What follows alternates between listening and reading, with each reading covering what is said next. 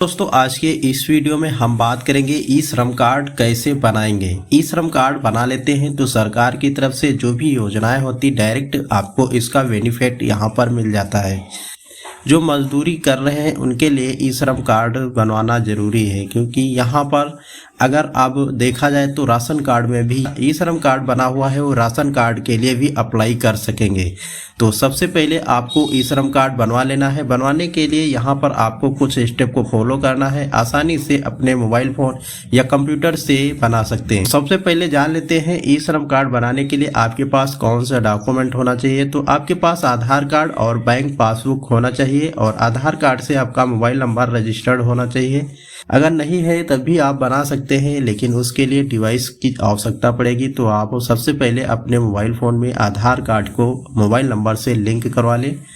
तो दोस्तों ई श्रम कार्ड बनाने के लिए सबसे पहले आपको यहाँ ऑफिशियल वेबसाइट पे आना है, या आप वीडियो के डिस्क्रिप्शन में एक लिंक मिलेगा उस पर आपको क्लिक कर देना है। क्लिक करते ही आपके सामने इस प्रकार का इंटरफेस यहाँ पर खुल जाएगा। पेज पर आने के बाद आपको यहाँ पर देखेंगे रजिस्टर ऑन ई श्रम, यहाँ पर आपको क्लिक कर देना है। क्लिक करते ही आपके सामने इस प्रकार का इंटरफेस यहाँ पर खुलेगा। सबसे पहले आप यहाँ पर देखेंगे सेल्फ रजिस्ट्रेशन। यहाँ पर आपको रजिस्ट्रेशन करने के लिए सबसे पहले आप मोबाइल नंबर यहाँ पर डालेंगे। ये वाला जो कैप्चा दिखाई पड़ रहा सेम टू सेम यहाँ पर डालेंगे। इसके बाद यहाँ पर आप देखेंगे are you an active member of employ provident fund organisation.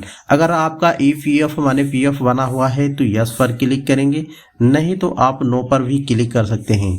यहाँ पर अगर यस कर देते तो आप ई श्रम कार्ड नहीं बना पाएंगे। तो यहाँ जो दोनों बॉक्स दिखाई पड़ रहे हैं, यहाँ पर are you active member employ state insurance corporation, तो यहाँ पर आपको नो पर ही दोनों पर क्लिक कर लेना है। इसके बाद नीचे आप देखेंगे सेंड OTP, यहाँ पर आपको क्लिक कर देना है।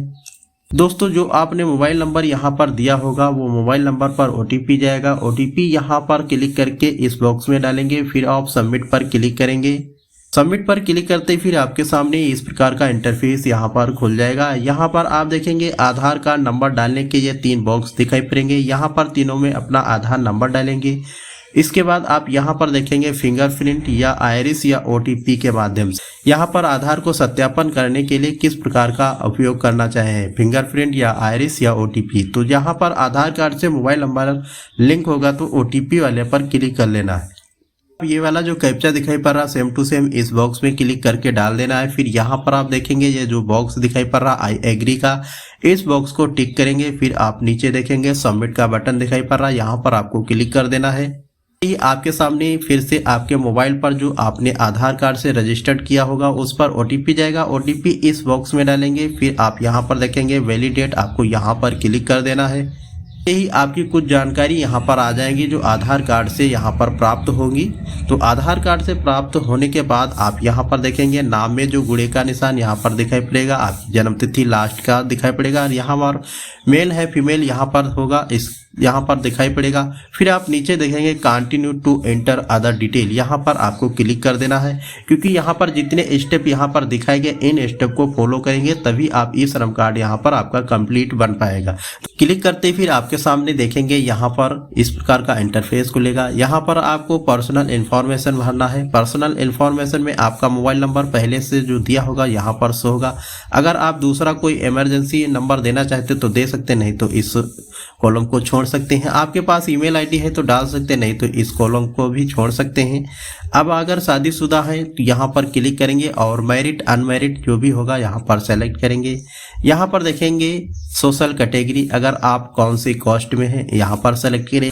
अगर आप ब्लड ग्रुप जानते हैं तो यहाँ पर सेलेक्ट करेंगे ब्लड ग्रुप का नाम। अगर नहीं जानते तो यहाँ पर आपको कुछ भी नहीं भरना है।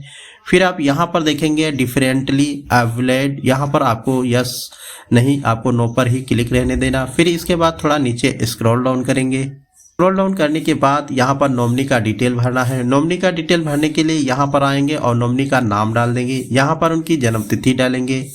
नॉमिनी का जेंडर मेल है फीमेल यहाँ पर सेलेक्ट करेंगे। इसके बाद आप नीचे यहाँ पर देखेंगे रिलेशन विद एप्लीकेंट, माने जो आवेदन करता है उससे नॉमिनी का क्या संबंध है यहाँ पर डालेंगे। नॉमिनी का एड्रेस यहाँ पर डालेंगे। अगर यहाँ नॉमिनी का मोबाइल नंबर है तो यहाँ पर डालेंगे, नहीं तो अपना ही नंबर यहाँ पर डाल सकते हैं। इसके बाद नीचे देखेंगे सेव एज कंटिन्यू का बटन दिखाई पड़ रहा है, यहाँ पर आपको क्लिक कर देना है।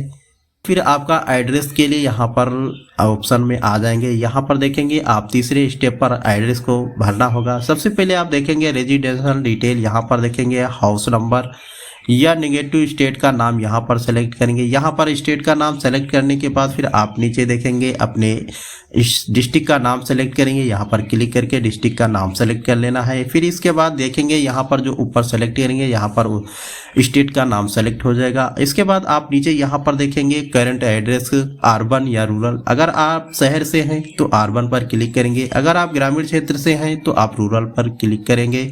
फिर आपको यहाँ पर देखेंगे एड्रेस लाइन 1 में आपको अपने गांव का नाम डालना है। अगर आप शहर से हैं तो शहर का नाम डालेंगे। फिर यहाँ पर आपका जो मशहूर स्थान होगा, जैसे आपकी तहसील है तो यहाँ पर डालेंगे। फिर आप नीचे आप देखेंगे स्टेट का नाम सेलेक्ट करने का ऑप्शन है, यहाँ पर क्लिक करेंगे, अपने स्टेट का नाम सेलेक्ट करेंगे। नीचे आप देखेंगे फिर आपको डिस्ट्रिक्ट का नाम सेलेक्ट करने का ऑप्शन आएगा, यहाँ पर क्लिक करेंगे, डिस्ट्रिक्ट का नाम सेलेक्ट कर लेना है। फिर आप नीचे देखेंगे सब डिस्ट्रिक्ट व तहसील का नाम यहाँ पर सेलेक्ट करेंगे। नीचे देखेंगे पिन कोड डालने का ऑप्शन आ रहा है तो आप अपना पिन कोड यहाँ पर डालेंगे। फिर आप थोड़ा नीचे स्क्रॉल डाउन करेंगे। स्क्रॉल डाउन करने के बाद आप यहाँ पर देखेंगे स्टिंग एंड करंट लोकेशन, यहाँ पर अपना लोकेशन सेलेक्ट कर सकते हैं। भी आपने ऊपर से यहाँ पर एड्रेस भरा होगा, नीचे आप देखेंगे परमानेंट एड्रेस, वही सेम टू सेम डाल लेना। अगर आपका दूसरा पता है तो आप पता दूसरा भी भर सकते हैं। फिर आप नीचे देखेंगे सेव एज कंटिन्यू का बटन दिखाई पड़ रहा है, यहाँ पर आपको क्लिक कर देना है।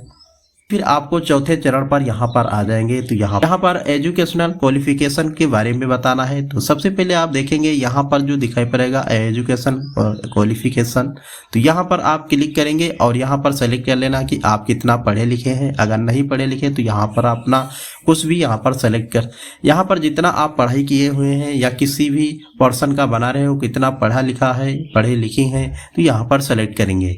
इसके बाद अगर आपके पास सर्टिफिकेट है जैसे हाई स्कूल, इंटर या कोई भी क्लास का आप मार्कशीट यहाँ पर या सर्टिफिकेट लगा सकती हैं। यहाँ पर जो साइज के बारे में भी बताया गया है किस प्रकार का साइज और कितने एमबी तक यहाँ पर लगाएंगे। फिर आप नीचे देखेंगे यहाँ पर मंथली इनकम में क्लिक करेंगे और जो भी आपका मंथली इनकम होता है उसको यहाँ पर दर्शाएंगे। और यहाँ पर अगर इनकम सर्टिफिकेट है तो यहाँ पर अपना इनकम सर्टिफिकेट डाउनलोड कर सकते हैं। फिर इसके बाद नीचे देखेंगे सेव एज कंटिन्यू का बटन दिखाई पड़ रहा है, यहाँ पर आपको क्लिक कर देना है। क्लिक करने के बाद फिर आप 5वें चरण पर आ जाएंगे। 5वें चरण पर आप यहाँ पर देखेंगे ऑक्यूपेशन एंड स्किल, यहाँ पर किस प्रकार का आपका शिक्षण माने आप किस प्रकार का प्रशिक्षण लिए हुए हैं। यहाँ पर देखेंगे are you wearing to platform, यहाँ पर यस नो है तो नो पर क्लिक रहने देना है। इसके बाद यहाँ पर आप देखेंगे प्राइमरी ऑक्यूपेशन माने आपका वर्क क्या है। अगर कोई लेडीज है तो कुक या डोमेस्टिक सेलेक्ट कर सकते हैं। यहाँ पर 2-3 अक्षर डालेंगे इंग्लिश के, यहाँ पर जितनी भी ट्रेड होंगी आ जाएंगे, उसमें से आप अपने वर्क को सेलेक्ट कर लेना है। यहाँ पर देखेंगे जो भी आप सेलेक्ट करेंगे यहाँ पर शो हो जाएगा। इसके बाद अगर आपका दूसरा और कोई भी एक्सपीरियंस है माने जो नॉलेज है तो यहाँ पर सेलेक्ट कर सकते हैं। इसके बाद सेकेंडरी ऑक्यूपेशन अगर और कोई भी है तो यहाँ पर आएंगे और अपना ऑक्यूपेशन के बारे में बताएंगे। इसके बाद नीचे आप देखेंगे अगर आप कोई सर्टिफिकेट है आपके पास, जैसे कोई काम का सर्टिफिकेट होगा तो यहाँ पर स्कैन करके 1 MB तक आप यहाँ पर चूज फाइल करके लगा सकते हैं। इसके बाद यहाँ पर आपको कुछ भी नहीं भरना है। फिर आप नीचे देखेंगे सेव एज कंटिन्यू का बटन दिखाई पड़ रहा होगा, फिर से आपको यहाँ पर क्लिक कर देना है। इसके बाद फिर आप लास्ट के चरण पर आ जाएंगे। यहाँ पर अपनी बैंक का डिटेल भरना है, बैंक डिटेल। अगर आपका आधार बैंक से सीड होगा तो यहाँ पर यस शो हो जाएगा, नहीं नो दिखाई पड़ेगा। तो आप अपने बैंक में जाकर के आपको बैंक अकाउंट में आधार कार्ड को लिंक करना है तो चैनल पर जाकर के वीडियो देख सकते हैं। इसके बाद आप यहाँ पर देखेंगे बैंक अकाउंट नंबर। सबसे पहले आपको बैंक अकाउंट नंबर इस कॉलम में डालेंगे। इसके बाद दोबारा से फिर से बैंक अकाउंट डाल देंगे। इसके बाद देखेंगे अकाउंट होल्डर का नाम डालेंगे, जिस प्रकार बैंक अकाउंट में नाम होगा उस प्रकार यहाँ पर डालेंगे। इसके बाद IFSC कोड डालेंगे। इसके बाद ऑटोमेटिक यहाँ पर जो भी बैंक आप IFSC डालेंगे नीचे यहाँ पर बैंक का नाम आ जाएगा और यहाँ पर ब्रांच का नाम भी आ जाएगा। यहाँ पर आपको कुछ नहीं भरना। फिर आप नीचे देखेंगे सेव एज कंटिन्यू का बटन दिखाई पड़ रहा, फिर से आपको यहाँ पर क्लिक कर देना है। क्लिक करते फिर आपके सामने इस प्रकार का इंटरफेस खुलेगा। जो भी आपने जानकारी भरे होंगे सभी आपको देखने के लिए प्रीव्यू यहाँ पर डिक्लेरेशन के लिए फॉर्म आएगा। तो ये जितनी जानकारी आपने भरा होगी सभी एक बार सही से सेलेक्ट माने सही से आपको देख लेना है। इसके बाद आप नीचे आएंगे तो यहाँ पर जो जानकारी आपने address, qualification, nominee detail, bank detail जो भी भरा है एक बार ध्यानपूर्वक सही देख लेना है। जो गलत हो फिर से आपको एडिट करना होगा। आप आएंगे और यहाँ पर एडिट करने का भी ऑप्शन दिया गया है कि यहाँ पर देखेंगे एडिट, यहाँ पर अगर जो गलत कर दिए होंगे उसको सही कर लेना है एडिट पर क्लिक करके। और यहाँ पर जितनी भी जानकारी होंगी सही है तो यहाँ पर ये जो डिक्लेरेशन के लिए, और नीचे आप देखेंगे ये जो दिखाई पड़ रहा बॉक्स, ये डिक्लेरेशन के लिए यहाँ पर क्लिक कर देना है। नीचे देखेंगे सबमिट का बटन दिखाई पड़ रहा है, यहाँ पर आपको क्लिक कर देना है। सकते हैं ई श्रम कार्ड बनकर यहाँ पर रेडी हो चुका है। इसको डाउनलोड करने के लिए यहाँ पर देखेंगे डाउनलोड यूएन कार्ड, यहाँ पर क्लिक करेंगे। ये आपके फ़ोन या आप जिस भी डिवाइस से बना रहे हैं उस डिवाइस में ये ई श्रम कार्ड डाउनलोड हो जाएगा। डाउनलोड होने के बाद आप प्रिंट करना चाहते हैं तो इसको प्रिंट भी कर सकते हैं। अगर आपके पास प्रिंटर है तो आसानी से प्रिंट कर सकते हैं, नहीं तो आप अपने मोबाइल से बना रहे हैं तो मोबाइल में डाउनलोड कर लेना है। इसके बाद नज़दीकी CSC सेंटर पर जा करके इसको प्रिंट करवा के आप अपने पास रख सकते हैं। इस प्रकार से आप ई श्रम कार्ड बना सकते हैं किसी का भी।